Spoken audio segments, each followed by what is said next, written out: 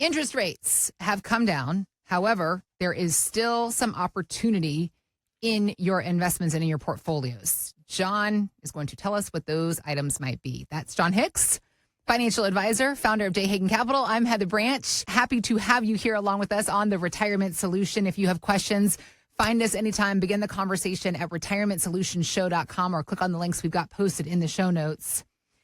I mean, it seems, is paradoxical a word? Is that something I'm making up? Am I George Bush in it? Paradoxicaling? Well, strategy is the way I like to focus on most of the time. No, paradoxical. No, that works. Paradoxical. It seems paradoxical, the idea of high inflation rates, high interest rates. Let's get the opportunities. It does. It feels they don't correlate. However, as you have so well pointed out to us over the past few years with these higher interest rates, there's a lot of opportunity that it just hasn't been a part of the conversation up until about 2021 when everything started.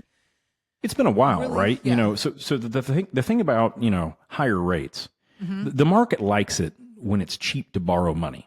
They really do. Sure. It makes a lot of sense. It's cheaper for companies to go borrow capital, cash, so they can go invest in property or plant or machines or extra operations, things like that. And it's also good for the real estate market, right? So high interest rates for a lot of people, they're not good, right? So as an investor, there's a lot of great things that you can do in a higher interest rate environment. We're going to talk about a few of them today.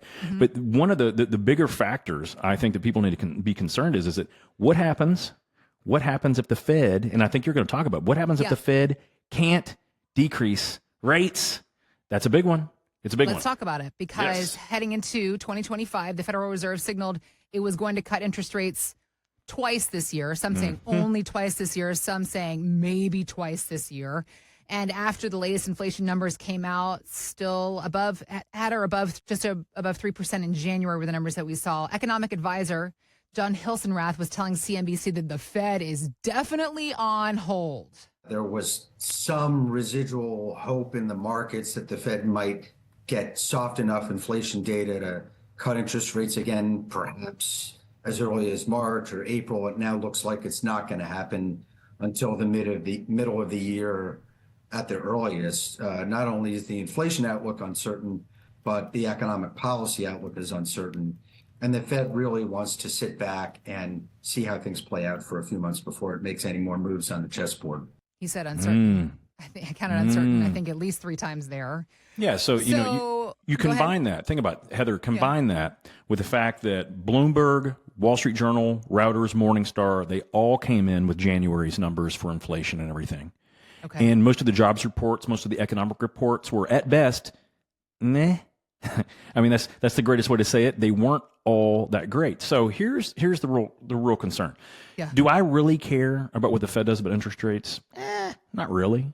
Okay. What do I care about? My investments, right? And especially if I'm thinking about retirement or I'm in retirement, I've got a few years myself, but I want to know, hey, what can I invest in that is worthwhile while interest rates are high? And there are several things that are very attractive. Now, there's some other things that we kind of want to steer clear from. Okay. But there's 2 things we have to understand. If interest rates stay higher for longer, this could really impact the real estate market. And guys, this is what happens when you have a lot of credit card debt, which, by the way, credit card debt is as high today, actually slightly higher than it was in 2007. Now, remember, the whole 2008 debacle where things all fell apart really was based on way too much consumer debt, and we had a whole bunch of inflated properties that no one could buy because banks weren't allowed to lend or weren't able to lend. Now, it's not exactly the same, and I'm not suggesting that we're going to have a pop here.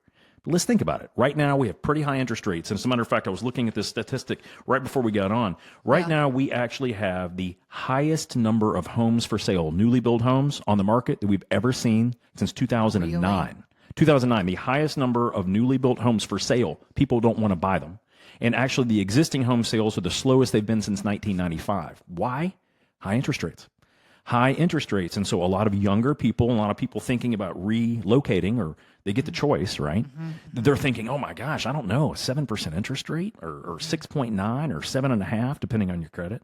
That's really expensive. It makes my rent really expensive, or my mortgage makes my mortgage really expensive. And here's the other thing that came out in January, and this isn't good, realistically. We saw unprecedented jumps in rent car insurance, airfare, groceries, gas, and a record high increase in the cost of prescription drugs. Now, why am I saying this? Is this doom and gloom? No, it's where we are. So when you're looking at all these costs, these are factors that would cause all of the motivation and the excitement of a flourishing economy. These are things that are a little bit of some headwind, right? Okay. So if the Fed can't reduce interest rates because of all this inflation, right? This is where I'm coming down to. Okay. If the Fed can't reduce rates, could this cause, especially with all the debt we have, could this cause a problem in the resurging economy? Yeah, kind of a big one. Now, what's another big issue? Guys, this is something I talk about all the time, and we're going to talk about some solutions here in a second. But the other issue is that right now, for the very first time, because of the interest rate environment, the interest on the national debt is at $1 trillion a year, almost. It's $968 billion a year is the interest on our current national debt. That's a little over $36 trillion. Now, I just want you to take a quick second to think about that, right? So I know that Trump has engaged Musk and the Doge to go out there and find all these problems, right? Find all these issues and cut. But guys, no matter what Doge does, because of the amount of debt we already have as a country, we're going to pay roughly $1 trillion a year, $1 trillion in interest on the debt. Maintain the just to be debt. able, correct? Because what happens if we don't pay that interest? Well, that means that we've defaulted, right, on government bonds. Now, what happens? I can tell you, it happened in Mexico in the 70s. It happened to Portugal in the 60s. It happened to Greece in the 2000s. What happens is your currency basically falls apart, and you literally become a third world country nearly overnight. Literally, that has happened, and we've seen it happen in our lifetimes. We've seen it happen around the world. Everyone has generally assumed that the United States can't do that, but I'm going to make one big point here. They're not paying attention to the fact that China holds almost as much U.S. debt as anyone. The only people that own more U.S. debt than China are U.S. citizens in our pension funds, in our endowments, in our personal 401ks and IRAs and things like that. We are the only holder of more debt than China. If China decided that they didn't like Trump's negotiation tactics, they could flood the market with cheap U.S. debt. And what would that do? That would start a real problem. So the reason I'm saying all of this, we can't control, by the way, guys, any of these things. Right. What can we control? That's what we I'm can gonna control. Say. That's it. Tell us. What tell us. Can we what control? Can we control? Yes. Bingo. So again, this show really focuses on people getting ready for retirement. So if we're still working, we're in our 40s and early 50s. We just need to keep our head down, make sure we're in inexpensive, attractive, market type based investments or based on your risk level. Keep our head down, keep doing our job, and keep putting money away.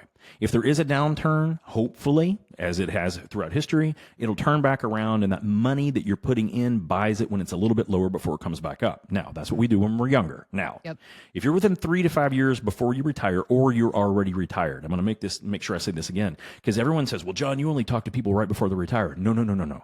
I'm saying you should really talk to a skilled fiduciary advisor 3 to 5 years before you retire, because it takes that long often to put a game plan together that you can stick with, that you're comfortable with, so that you know when you do retire, you can actually afford it, that you can actually do it and not be forced to go back to work. Now, if you're retired, the same thing happens as right before retirement. You need to make sure you understand the 5 key elements. Number 1, how much protection do you have in your portfolio?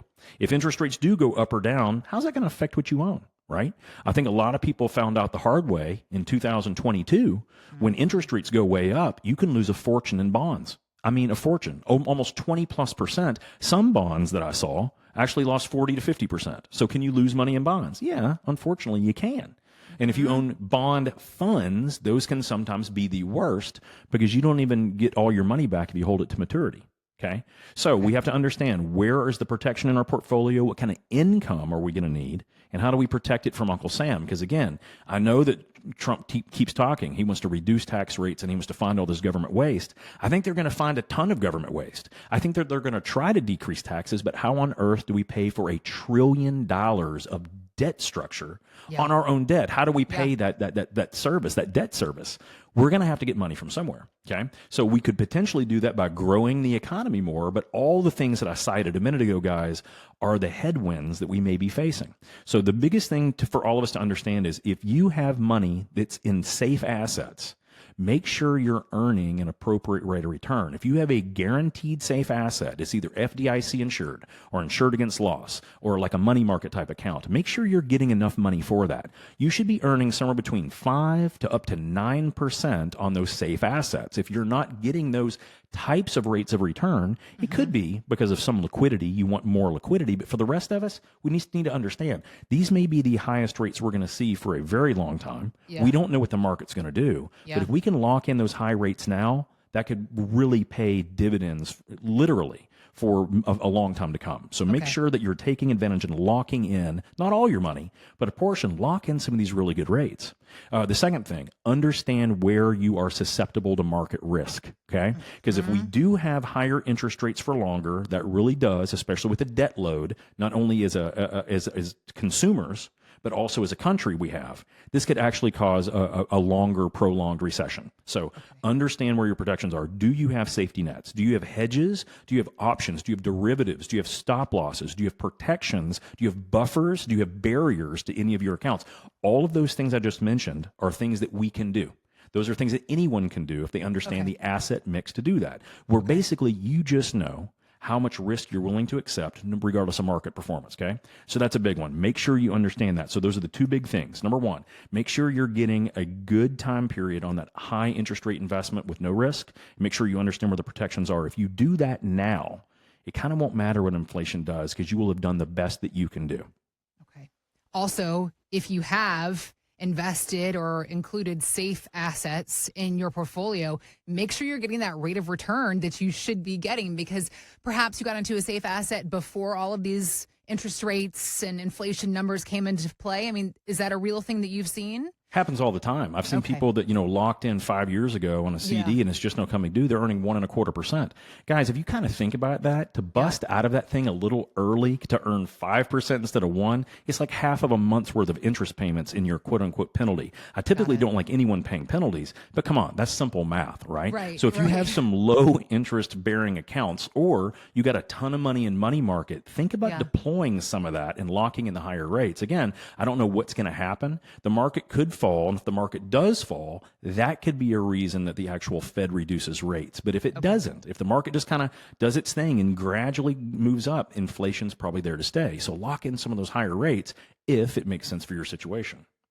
All of this can feel a little bit overwhelming to have to figure out by yourself. You don't have to figure it out by yourself. At J. Hagan Capital, they are here to review all of your savings and investments, poke holes in your plan, show you where your opportunities might lie, opportunities you didn't even realize that you had. So let's begin this conversation. RetirementSolutionShow.com is where to do just that. Starting that conversation with John and his team. We also have links posted in the show notes, so you can just click there, or again, find us anytime. RetirementSolutionShow.com.